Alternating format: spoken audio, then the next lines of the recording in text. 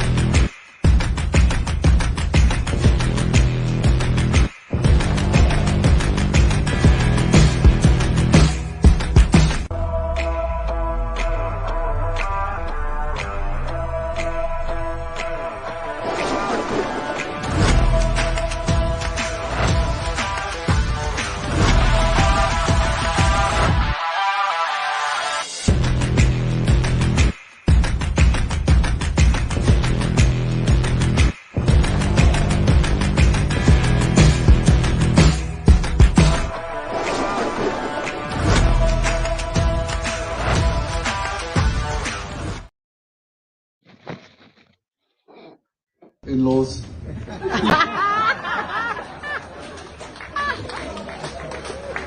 I'll skip the protocol because at this point we're all family. I will also try to keep this short. Firstly, thank you. Thank you for welcoming my wife and myself to Nigeria. It's our first visit. It certainly won't be our last. Thank you for the naming ceremony.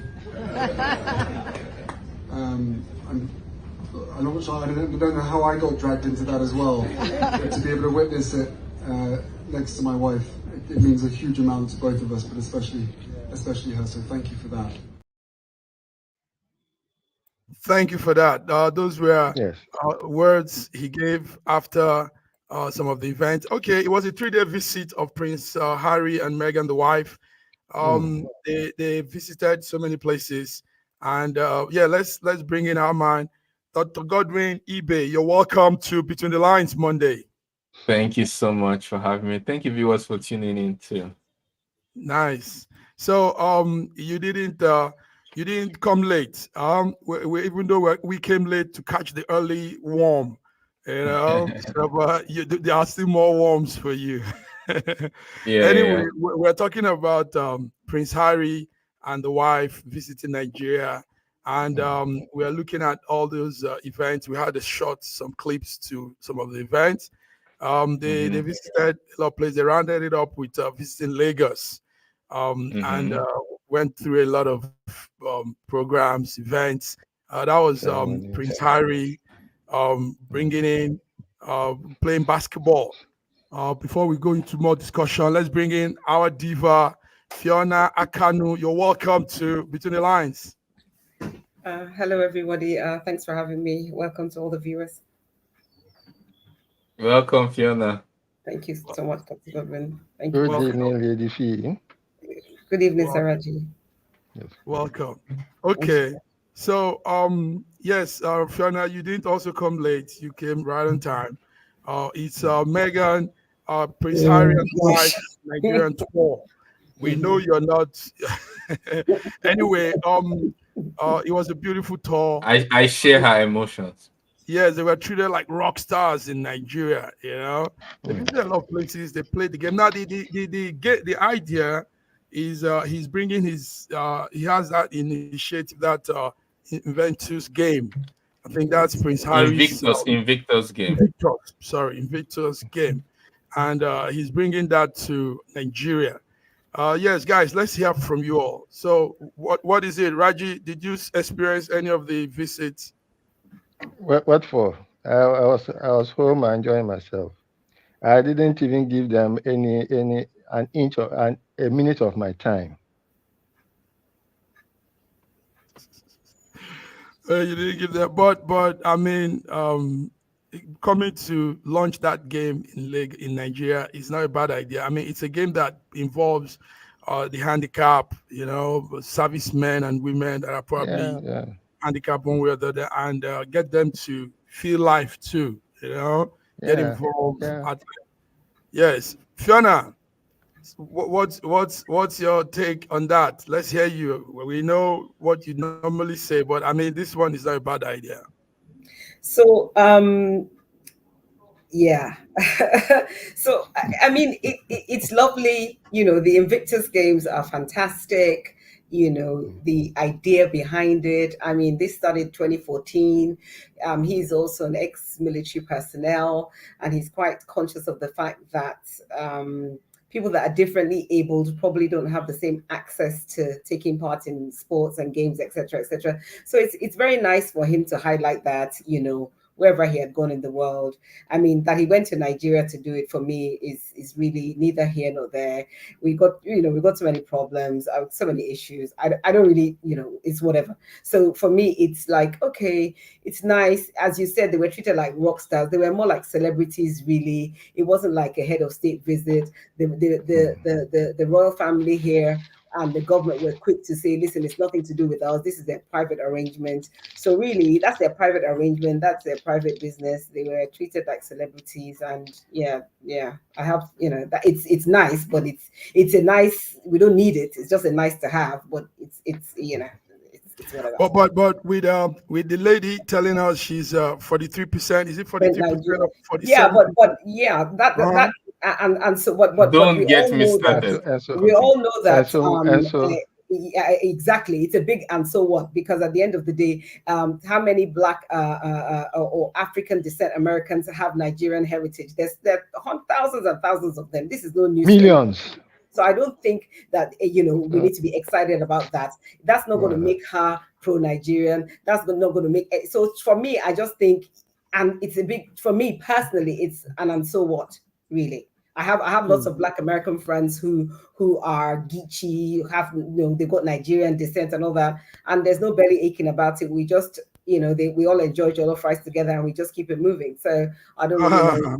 I don't know what. So you three are just downplaying this whole beautiful event. Godwin, she said she told Nigeria. No. She's not downplaying. She's preventing overestimation. Look, okay. I will speak when it's my turn. Can I speak? No, go ahead. Okay. I commend Harry and Meghan for the Invictus game, actually, in terms of the fact that the idea is something for our military personnel who are wounded, military personnel around the world who are wounded. And I appreciate that. I really like when people go out of their way to look at the maybe less privileged in society. It's humanitarian in aspect. But because it's coming from Harry and Meghan Markle, which we already know their history and in terms of attention seeking at all costs, from Hollywood to all sort of drama. For those who are aware of the situation, it seems like more the humanitarian aspect of it can be questioned in terms of knowing their history. Secondly, the amount of money that it's a game and there's like some prize money, but so if you don't win, you basically don't get it. Well, but the togetherness, the spirit of even taking part is maybe something positive, but it's not a replacement for social welfare package for people who are wounded in war. This should be done by the government. The government has to take care of wounded soldiers in battle up to the end and compensate them in an open way that is that people can look at them and say, yes, this is wonderful. You stay the amount, not that you put them, it's not enough to just treat them. You have to give them compensation for their family, because those are breadwinners who their bread has been taken away because they were patriotic defending the country. So you have to replace that bread for the family which has been destroyed in battle for the sake of the country. But so if the government is not doing that, and yeah. Is it Yes. Yeah, I'm saying that. I started with the idea is good, but it masks something. Nigeria is the first African country to be part of the Invictus Games. The question is, why are others not joining? Because also you have large number of soldiers, veteran, service people, disabled, large number. Wait, yeah, you understand? The large number does not mean the prize money increases based on the large number. You see, it's still the same pool. Whether you're large or you're little, if you win, you win. If you lose, you go back home. You understand what I mean, right? But it's also more than the winning thing. No. I'm speaking about it's a novelty where these soldiers are really made to feel at home. I said that. I basically said that the togetherness, the playing is a good aspect, but there are more things that are more important than that. I'm talking about the welfare of the soldiers, and it shouldn't be as a decoy to mask that. And then trust the foundation. I think we are taking too much time on this thing.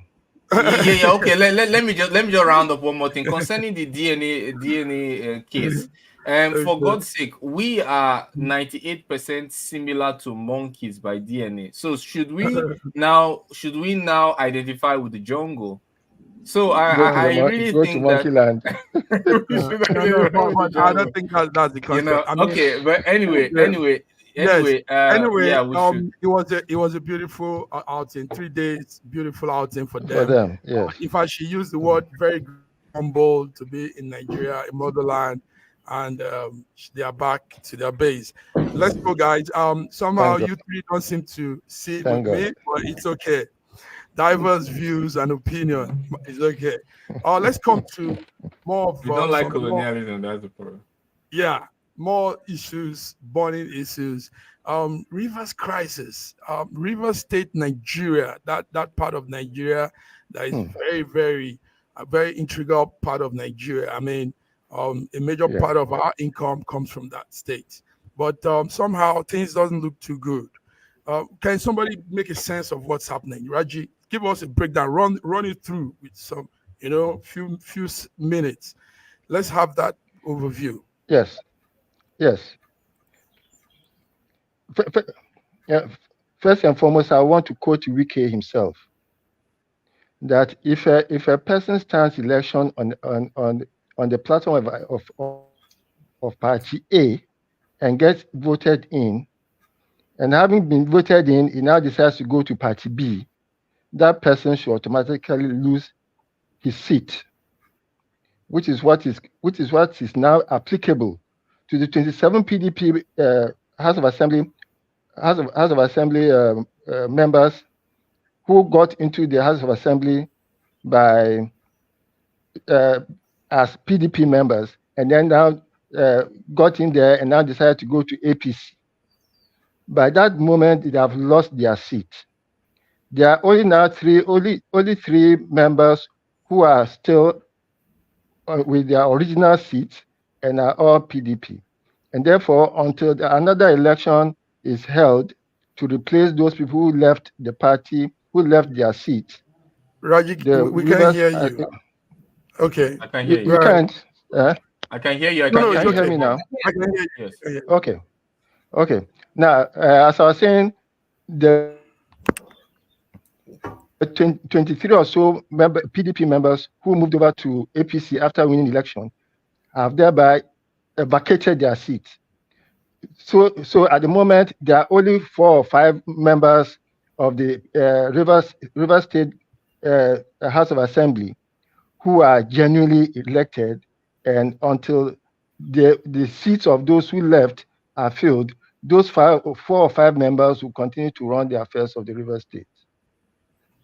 4 or 5 members will continue to run the affairs of Rivers State. Okay. Yes, because the other 23 elected to move to lose their seats. It's as simple as that. Fiona, I know you're watching from the UK. You're watching what's happening in Rivers. Am I? I know what you do. Am I watching? You're following up. You're observing everything there. Now, somehow, doesn't this whole thing look like child's play? I mean, Wike is no more. He's out there in the federal supposed to be the minister. I mean, that's a big position he has there too.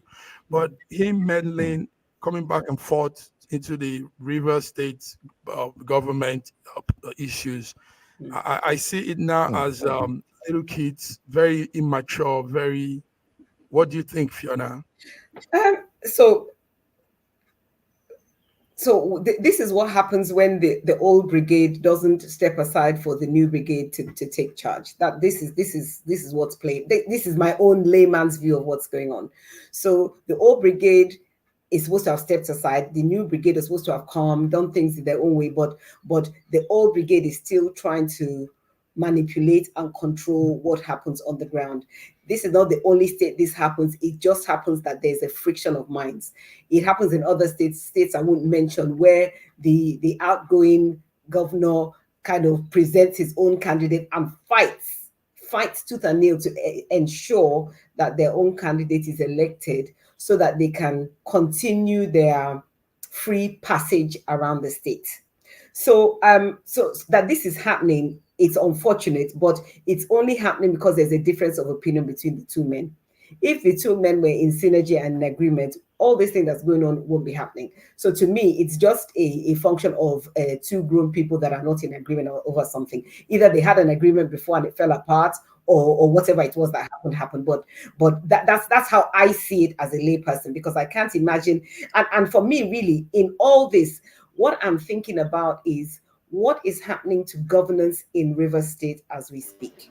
While all this drama and kindergarten thing is playing out, what is actually happening to the actual governance of Rivers State? What's happening to the people of Rivers State? What's happening to everything when everybody is, up in arms? There's quarrel, there's fight, there's no peace. Today there's explosion, today there's fire, today they're moving offices.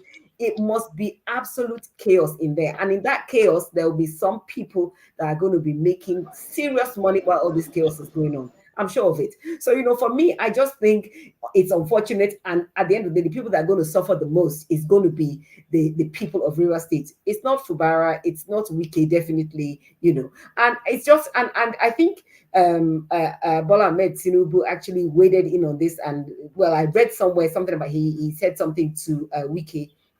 And I think that part of Wike's issue is the sheer hubris of his behavior. I think this is actually bordering on some kind of Ozymandias kind of arrogance, really. That, well, I'm not there, but I'm still going to dictate what happens there. I think, to all intents and purposes, he pretty much feels like he doesn't just rule his state, but he pretty much, has a firm grip on a lot of things that happen in Nigeria. That's how I perceive it. That's my listen. Your perception is you perceived right. I mean, that's Olayinka will agree with some of the things he said. But before we go on, let's bring in our man George Chukwu from Toronto, Canada. You're welcome. And he's one person that's always emphasized on these stooge and leaders using somebody. George, how do you put those words?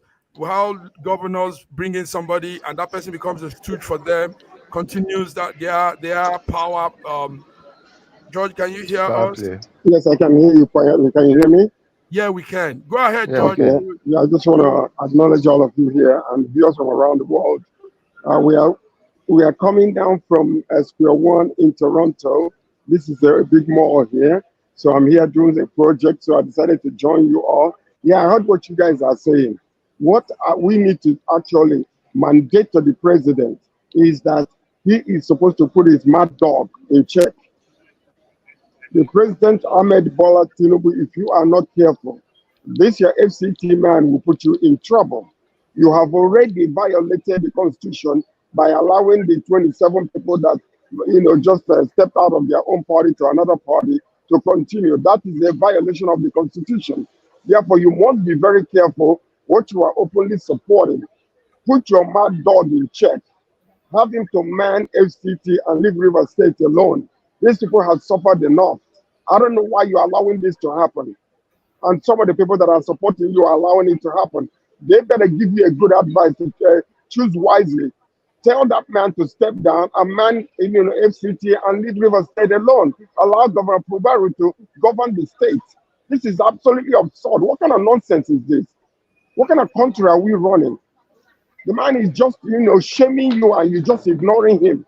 And you appointed him to be the head of the FCT. They need to step down. He needs to stop this nonsense. So can I put in just one word? Okay, go ahead. I think we have to be very, very careful in according the president superior powers beyond his capacity, beyond the constitutional provisions. While Tinubu may intervene, he has to be very careful. You have to because you are running a federal government. I agree with Sir George that there's a mad dog raving around, rapidly biting anybody. He knows what he did. He knows what he did to Amechi. He knows what he did to Amechi. And he has said himself that he was not going to interfere in the affairs of the River State when he leaves as a governor. So why is he still bothered? And then as for those 27 or so members who elected to join another party, their seat remain empty. And that is a constitutional point that we all have to follow. Thank you very much. Godwin, I see you're bringing a video clip to add to what we're saying. Something okay, George quickly. wants to add to something. Yeah, I George, just wanted to say something. Okay, the 27 members that vacated their seats. Yes. They need to stay where they are because they have already vacated those seats until there is, the courthouse determines whether they should go or not. But based on the old case that they had that was similar to this, it was already determined by the highest court in Nigeria that once you vacate the party under which you were elected, you vacate that seat. And there is no explanation in and out of that. And they must obey the law. What we are seeing in River State right now is a test. And a test, number one, the president ought to surround himself with legal minds. So before he gives any advice, they won't check in and out of the legal system and the constitution to make sure that whatever advice as a mediator he is given will not violate the constitution. This is exactly what just took place. And it is not allowed. When he makes it up from the head, what do you expect the lower end to do? So he must surround himself with legal minds. Yeah, George, also some legal minds like Femi Falana is saying that some of the governor's decisions too are going out of boundary. For example, he told the legislators where they should meet. He's the one taking them to where they should meet. And lawyers are saying that is also unconstitutional. Godwin, yes, Godwin, are you following the Rivers case? Are you on that?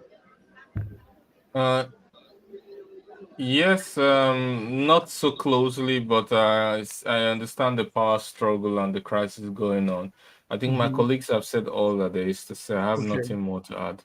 Thank you very much. That's a good one. So anyway, viewers, you're listening to Between the Lines Monday, and we're all strictly looking at the Rivers State situation where you have more like Hila Baloo, like our man was trying to say, governance in Hila Baloo. I mean, back and forth, this, that, wake up, Fiona just pretty well too.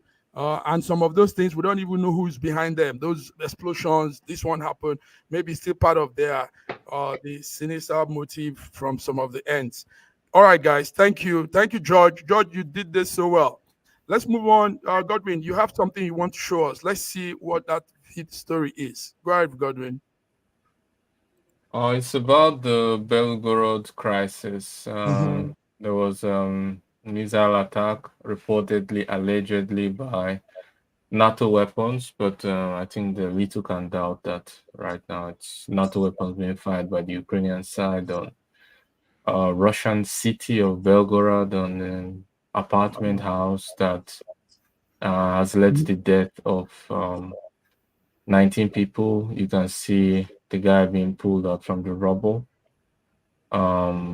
It's a very sad day for a lot of Russians, especially their family members, and we mourn with them and hope that this will be put into a stop will be put into this, and those people who are responsible will be brought to the books, will be brought to justice, because it's and it's one of the reasons why President Putin has authorized the buffer zone operation in the Kharkov region, which is currently underway. As I understand, up to 12 villages have already been liberated. But it's obvious that Russia will not allow this to continue, and based on the range of the missiles, especially the artillery from Ukrainian regions. So there's a buffer zone operation going on right now. Let me help the viewers too. Thank you, Godwin. Viewers, what you're seeing is a strike that was done, an explosion in a community called Belgorod, and these are images coming out from there. The Belgorod region has been, like we heard, targeted by Ukrainian forces since this invasion from 2022. But this time it was a very strong one. 19 people have been injured, and the blast took down a 10-story building block. Yes, so that's what you're saying. So, Raji, when we see things like this, what does it tell you? Will this war end? I mean, it keeps, today, Bulgaria, tomorrow, another region. I mean, what is happening? You see, there's normally some terms of engagement when you are in the war. That as much as possible, civilian population should not be attacked. Essential services should not be disrupted, like nuclear electricity supply and all this should not be disrupted as much as possible. When civilian locations are being bombed like this, then it shows the desperation on the side of the losing of Ukraine, that they are now becoming irrational and are just throwing punches anyway. In which case they stand to be punished more, because you are fighting with a superior power. You are fighting with a superior power. Yeah. George, when you saw this on Friday, how was it? When you saw this happen, what came to your mind? Will this walk? The first question that I asked in my mind was, what Ukraine just did, had Russia ever did it to Ukraine before? Have they ever gone to certain places that are not allowed, like apartments, condominiums, or houses, and kill civilians? Have they done it before? That's the first question that came to me. if Russia have violated such in the past, and and then this is happening to them now, should it not be like a retaliation? So these are the questions we need to ask. It's not centering in just particular this one here. So what I'm saying is, for Raji now to come and say that the losing party is getting desperate, when Russia did it to Ukraine, were they losing? When? Can you tell us? There has been accounts, several accounts. Before you tell us, several accounts. When was it? Before you tell us, we have another diva here, our coordinator from Turkey. Yema Benson, you're welcome to Between the Lines. Thank you so much. Good to see you. Thank you very much. Thank you and good evening. Yes. Good evening, Yema. Welcome. We hope no strike came on Turkey this time. No. You are safe. So what's the update from Turkey? Let's hear anything from Turkey. What's the story coming out from there? Currently, I think I've not really heard any story yet, aside that Turkey is supporting, I think, Iraq, and against Israel. That's the only thing, and they're fighting for their, I think, Muslim brothers. There is nothing much I've heard for now, and the cutting business deal with Israel and that. There's nothing much. I think I heard the last time that they arrested a lot of people who came into the country as spy, and that's just for it now. Somebody's background needs to be muted. Okay. Yes. You guys were bringing up some strong talk there. George. Okay. Yeah, George was bringing up something, but let's not dive too much on that. Godwin has done a pretty good update, and it's all good. Let's look more from that end also. Godwin, thousands of Georgians went to protest against a Russian bill. And they said the protesters are angry at government's effort to pass a bill against what they call foreign agents, which mirrors repressive arraignment against the people. Tell us, what's that story? Why that protest on Sunday? Georgians protesting. First of am I audible? Yes, you are. Yes, you are. First of all, it's a very nonsensical characterization of the bill. It has nothing to do with Russia. The fact that Russia has a foreign agent bill is not unique to Russia. The US has similar bill. India has, Brazil has, China has. It is the work of a inherent duty and responsibility of a country to save and safeguard its sovereignty. And based on that, there's no way that intelligence agencies, their prime target is not to decipher and to find out foreign influence.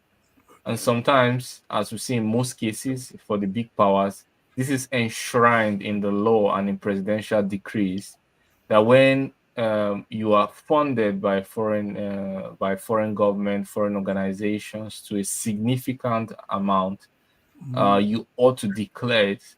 You ought to register as a foreign agent or as a lobbyist of a foreign government. So it has absolutely nothing to do with Russia. It makes some news at journalists or news publication trend, and so they use the Russia word. It's not really for them to trend. We saw the protests. I saw a huge number. No. I mean the use of the word Russia. The protest is clear. It's clear that some of them do not like it, but the protest obviously will still be the people who are sponsored by the same foreign agents who will be protesting it because it's their source of income. Okay, let's come to Dr. Sir George. There's a major man in the Vladimir Putin's ministry, and that's the Russian Defense Ministry, Shoigu. Now, he's been removed. Sergei Shoigu. Sergei Shoigu. He's been removed. George, what does it tell you? I want you to say first, then the guys will come in. I know they have so much to say on that. So the 68-year-old man has been removed. Well, I mean, I don't think that is really anything that anybody can say about that in regards to something negative or positive. You know, Putin makes a decision based on strategic ends and diplomatic ends. And the man has been the right hand man for the longest. And if I was in Putin's position and I'm looking at any of my former right hand or left hand person who is not in line or maybe is surrounded by any kind of allegation or something, I will definitely find a diplomatic or a civil way of removing that person from around me and put him in arm's length. So what I'm seeing here is actually the man makes a decision. So we don't know what is really in his mind when he made this decision, but I'm quite sure the decision that he's making will be for his own best interest and interest of the nation. So that's all I can say about that until otherwise comes up. I don't think anybody can really pontificate this or give it any spin.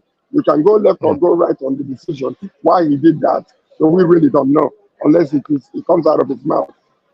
So anybody want to say anything before we go? I think the person that's been appointed now is the previous. I don't know. Dr. Gordon can probably help me. Previous Minister of the Economy, Deputy Prime Minister. Yes. Yeah. So I think in my thinking that there may be a move to kind of align economic activity to support more robustly the war efforts. I'm not saying that's what it is, but I'm saying that could be a reason why, you know. You are fantastically right. I wanted to touch on that. First of all, there's Sergei Shoigu, our dear Minister of Defense, has been serving for a while and he's been really good at his job and successful at his job. And he has been not fired, as people say. He's been reshuffled. There's a government reshuffle. He's now going to be, as rumors have it, but you know, to be confirmed, he's going to be the Secretary of the National Defense Council. That's a very powerful post. That's a very powerful. So he's not leaving anywhere. Also, the person who is coming to replace him was, like Fiona rightly said, the first Deputy Prime Minister Belgorod, and he has been responsible not just for as the Deputy Prime Minister for import substitution, adaptation of the economy to localization, and adaptation of sanctions. In fact, in Ukrainian publications, they released and several articles regretting the new position in advance, saying that this person will bring much more success to the ministry. So I think it's a strategic, probably a strategic shift towards more alignment of the economy and to import substitution and domestic self-sufficiency. Wonderful. Thank you, guys. Listen, let's do this small break. We'll come back. We have more gists coming from Nigeria and some other parts of the world. So let's go on the break, fellas. We'll see you on the other end. Thank you.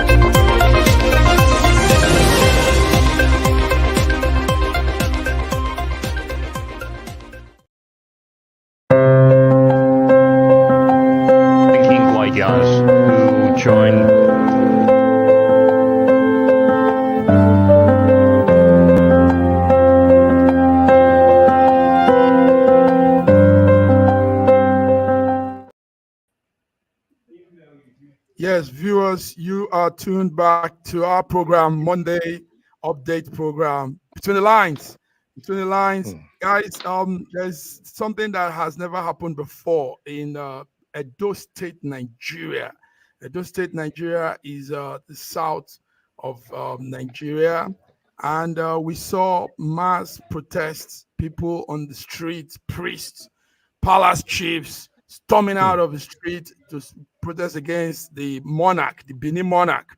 And we all know that the Benin monarch is one very, very prestigious, yes, very powerful. It's been on for years now, decades now. I don't know who amongst you is following up that story. Now, the story is that about 100 priests and the palace chiefs stormed the high court, and they were chanting, they were singing, and they were all in one accord because two of the chiefs were suspended from the palace. Two of the chiefs. Now the story is that, but I think it has some political undertone. You know, our stories is always having some political undertone. But the two suspended chiefs, their names are really hard to pronounce. But they are challenging their suspension, and they are taking the palace to the court. And guess what happened at the court last time? The judge raised up his hand and said, "Oh, this one is bigger than me." So, and he just adjourned it to some other time because he probably doesn't want to get, when you're sleeping at night, something come and choke you. George, tell us, what are you seeing from you have a lot of Benin friends, Edo friends. What are they telling you of what's happening in Edo? Oba Tokwe, he say, that's my people. Yeah, what is happening actually is that the man would have said that this is more than me, because actually it's a traditional type of situation whereby the legal system might not be so in-depth into the culture and the tradition to determine whether the Oba was right. Because don't forget that most of these monarchies, they have superior power when it comes to the culture. So now, if they're challenging, the Oba, this is the first time I'm hearing this. Maybe it's happened in the past before. I've never heard the chiefs and the priests coming out openly and legally to challenge the traditional ruler like that.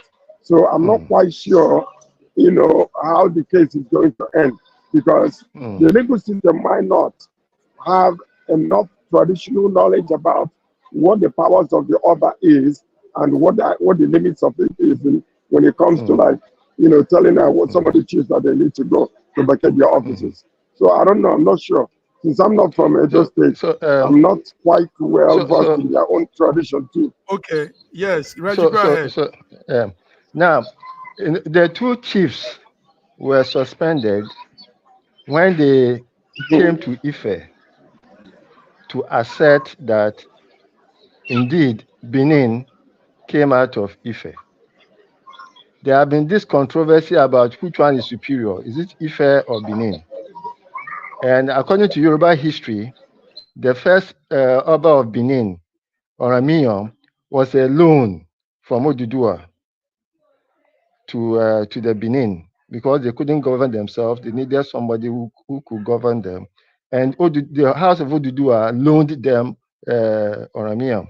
When Oramiyan had finished with his Kenya, he saw them to be too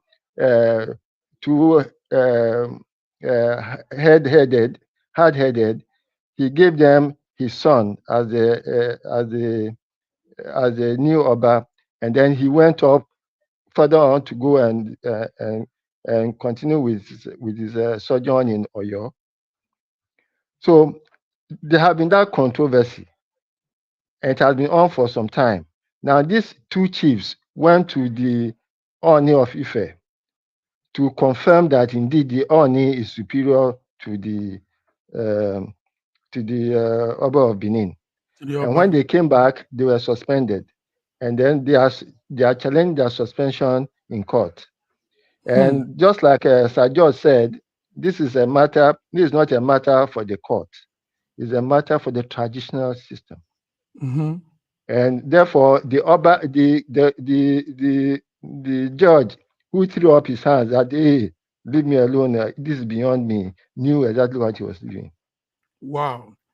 Iyema, how will you feel if you were told to come into this case and settle it? How will you do this? I mean, hey, come, young lady, look, two Obas are fighting, two kings. What will your response be? I know that's a tricky question. Quite tricky, yes. And I don't think it is fair to put Iyema on the spot like that. No, because she's a smart girl. Iyema, we can't hear you. Anyway, Godwin, this is what we're seeing in Edo, and it's something very unusual. So it took a lot. It's taking a lot of attention. People are, what's happening? How do you take the palace to court and all that? So what's your take on that, Godwin? There's from time immemorial, whenever you have a monarchy that has lasted up to 21st century, there's always a balance of power between the monarchy and the political representation of the government. In some cases, the religious or traditional leader is higher in power or authority than the political appointees or elected officials. In some other cases, the other way around. If we take, for example, UK, while the monarch is just a figurehead, the prime minister is more powerful in terms of what he can do. But if we go to Iran, if we go to Nigeria, for example, the state government is more powerful in terms of what he can do and must. If you go to Iran, it's the other way around. The supreme leader of the Iran IRGC, however you call it, is much more powerful than the president or prime minister. So there's always this interplay between traditional and political appointees. But I think it's the fact that it has come to the court case. It's ridiculous for a judge to actually say that the case is beyond him. He can recuse himself from the case. He obviously has that right, but it seems, I mean, to anybody outside the country or any civilized nation, that a judge cannot handle a case. I mean, some people will see it as an opportunity to promote their career, for example. Some people will see it as judges will see it as an opportunity. Yes. Sorry, Godwin. Sorry, Godwin. Godwin, I don't think you understand the historical importance of what is happening. And I just gave you the historical, the genesis of the whole problem. Yes. This is not a government appointee or government king. No, this is entirely traditional. Okay, entirely traditional. Now, what is happening is that the two chiefs who were suspended had gone against the history as reported by the Oba of Benin. Now, their suspension is now not easily acceptable by the other chiefs. Yes. Now, this kind of case. What I had, Raji, is a little bit different. It differs from your view, but maybe it adds up. The story is that two regions in Edo State are not getting enough representation in governance. So these two chiefs that came up, that stood up, are coming from those two regions, and they said there should be more representation of their constituents. Okay. Now I get you. I get your point. Yes. So somehow also it's a little bit political, like I said earlier, because it has to do with Obaseki. The governor, Godwin Obaseki, and some other people. So anyway, since you guys don't really have that story, maybe we'll come on Wednesday. No. I just got it now. It's all because of the number of local governments. There are three territorial districts. Now, that's it. Okay, let's not go into it again because you've done that bit. Thank you.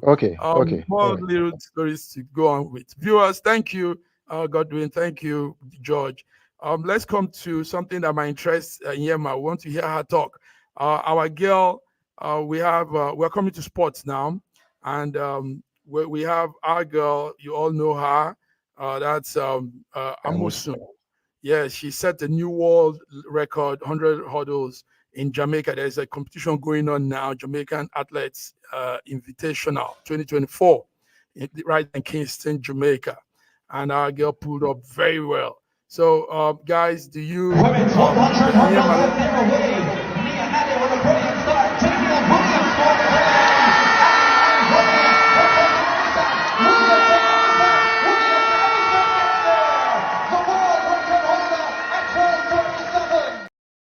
So that's Toby Amosu pulling out. Well, good performance. I'm sure they are George, I saw your reaction. Let's hear from George first. Then, For her to do this, for her to do this in the island of Jamaica, she is a superstar, a world star for that matter. This girl is amazing. You know, when it comes to running, you know, short distance and fast, Jamaica is number one. When it comes to long distance, you bring Kenya, you bring Uganda, those people in those areas. But this lady to go to Jamaica and win a hurdle, and my heart's, you know, respect to her. Beautiful. Respect She made us proud. Nice. Yes. Yes. Iyema, let's hear you. When you see this, because you know why I'm bringing you on this, being Nigerian, this was your initiative. I mean, this the things you say. You're being Nigerian. Tell us, how do you feel? Oh dear, we are having audio problem there. Okay, Godwin. Yeah, we can't hear you. Could you check your microphone? Microphone. We have not been hearing you for.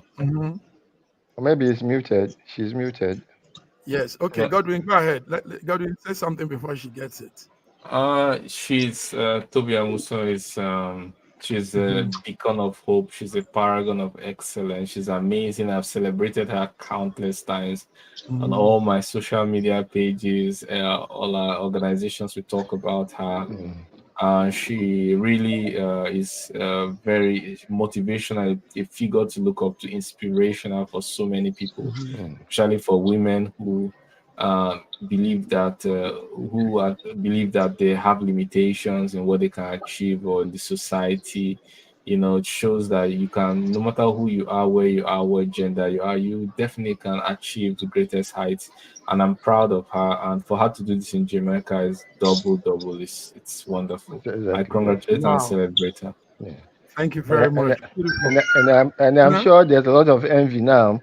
And I'm sure very soon she's going to be tested for some substance or the other. They've tried that before now. They tried that. Remember they tried her. Because she didn't show up for the test that they just abruptly given to her and she was moving. So she still was able to scale through it, got that storm and got on top like an eaglet she is. So we are very proud of her, man. We're very proud of her. Okay, guys, let's come to business. Let's talk business, small business talk before we go. Okay, yes, Yama, you're on. Can you hear us? Let's hear you. I can hear you, but can you hear me? Well, we can hear you now. Go ahead. That's good. So what was the question, please? Yes, it's our girl, Amusu, Toby Amusu, with the wonderful performance. Amusa. Definitely. I don't know if you heard the part I said that, of course, that's the spirit of Nigeria. Did you hear that part? And I also said I congratulate her and I'm very proud of her. I like the fact that she's like that. I mean, going to a country like Georgia. Muted again. Muted again. Okay. Anyway, it's okay. We understand how this technology network and all these things play out sometime. Guys, let's round up with a story that is also on the burner. It's business. Nigeria now has lithium. Do you guys know? Yes, I know you all know. We have lithium in Nasarawa State, and that's a powerful mineral. That's a powerful mineral to have. Mineral. Sorry, let me put background noise, reduce it. I hope you all can hear me. Yes. So we have that. But what is more important now is what the engagement we're having with investors that are coming to process the factory in Nasarawa. Our president was telling them they should really consider a lot of things. There has to be environmental protection. There has to be community engagement. Involve more of the community people to work in that place. So let's talk business. Let's talk about lithium. Nigeria now has this very. I think we're having some technical difficulties here. Can you hear me, George? I can hear you. Okay, yes, let's hear you. I can hear you. I can hear you about it. I can hear. Right. No, okay. I agree with the business proposal that is being put forward concerning the lithium deposits in Nasarawa. Yes. So it means then that those deposits cannot be accessed until certain things are put in place, like electricity, which is very, very key, the water supply and all those things. Yes, and then that the environment should not be in any way devastated by the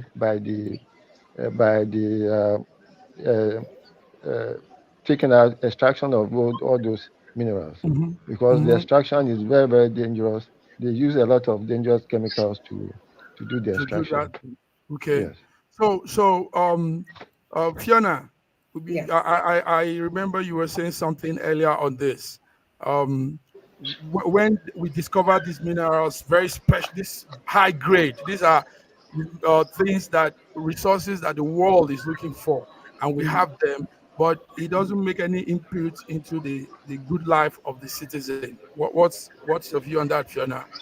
I mean, I think first of all, the important thing to say is that lithium is not as popular as it was before. So I mean, Are you there? Can you guys hear me? Is it me or is it the system having the issue? It's Because you. it's breaking It's you. Yeah, for it's some you. reason. but Yeah, Is the network breaking? Yeah, it's from your end. Can you It's all from hear your me? end. Yeah, we We can hear can you hear you, now. yes. But don't worry. Go ahead, Fiona. So it's not. I mean, the price that lithium was per ton, 2022 compared to this year, the percentage drop is spectacular. It's more than 60-70% drop. So that's the first thing that we need to be aware of. So before we get too excited about that, we need to be aware that all is not business as usual, because when it comes to things like fossil fuels, etc., the world is trying to shy away from all those things. As important as lithium is, we have to be mindful of that.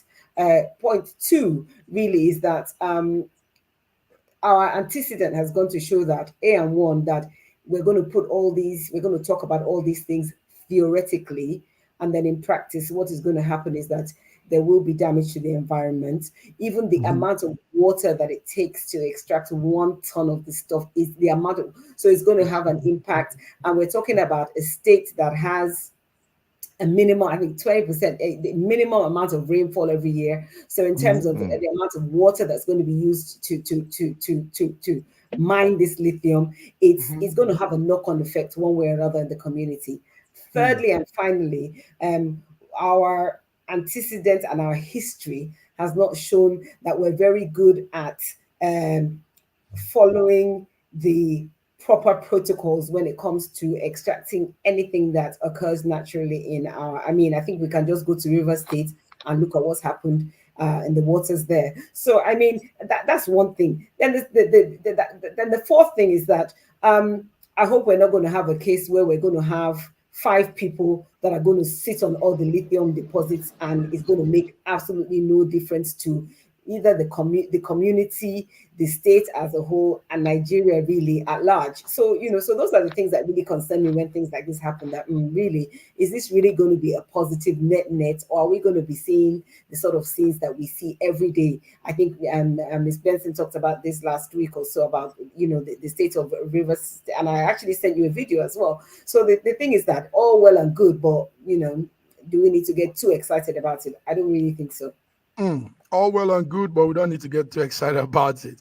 Godwin, what do you have on this? What's important discovery, but you know how it goes in Africa. You know how things Yeah, in go. Africa, we tend to suffer from the blessing and the curse of raw materials.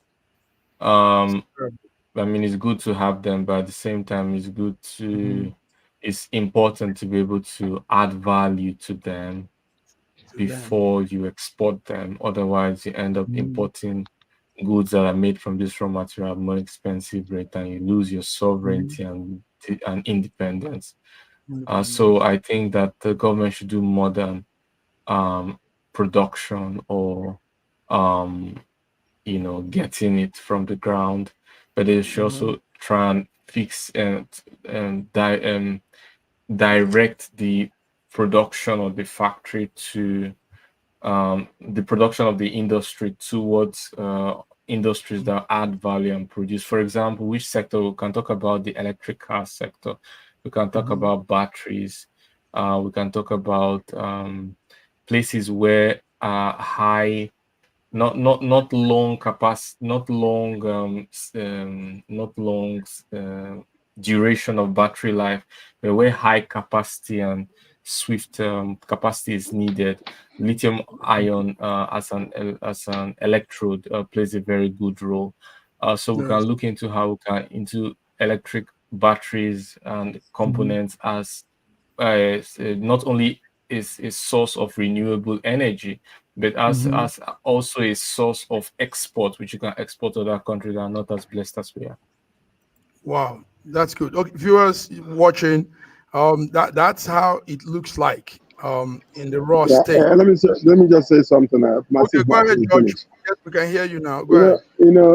You know, have you ever heard a woman was once asked, to describe her and the husband and the properties, and the woman said, "My property is my property, but his property is our property."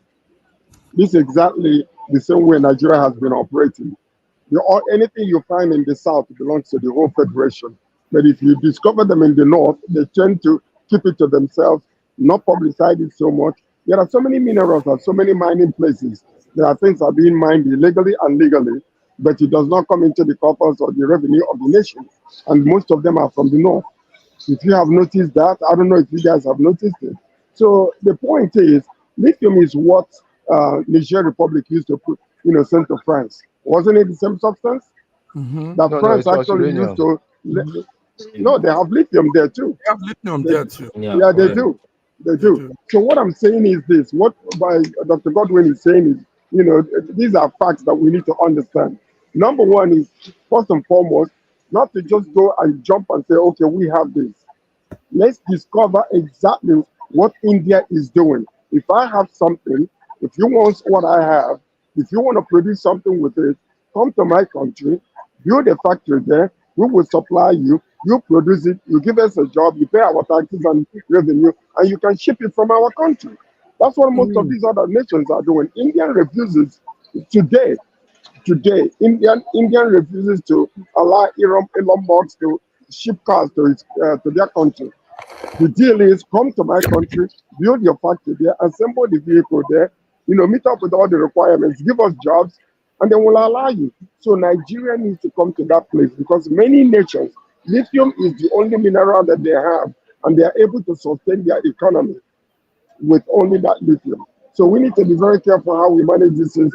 But I'm thankful that the power of engagement. I'm thankful that the man in power right now, Jagaban, will not allow those things to happen anymore, because maybe, he'll be the one to represent the South effectively and efficiently. Powerful. Thank you, George. That's the power of engagement. We need to have real good engagement when investors come into our country. Sit them down and make them know that the game is changing. Thank you, guys. Nyama, we still didn't hear you. We really wanted to hear your voice. There's something wrong with that audio there. But anyway, guys, it's been beautiful having you all. George, in his line of duty, made our time to still hang out with us. Raji, taking out time. Godwin, giving us good update from Russia. And Nyema, we didn't hear the voice, but we saw her face and we're happy she's with us. Fiona, our diva in London, thank you all for coming. Listen, this is beautiful. What you guys are doing. Nobody's doing this. No Nigerian is doing this. I can tell you, I'm on the radar out there. You guys are putting out knowledge, opening eyes, making people understand things, giving updates, resourceful information. God bless you all. So till we come again on Wednesday, let's go out. Happy May 13th and 14th. Bye-bye. Yeah. Have a good evening. Have a good evening. All right, everybody. Bye-bye. Bye-bye.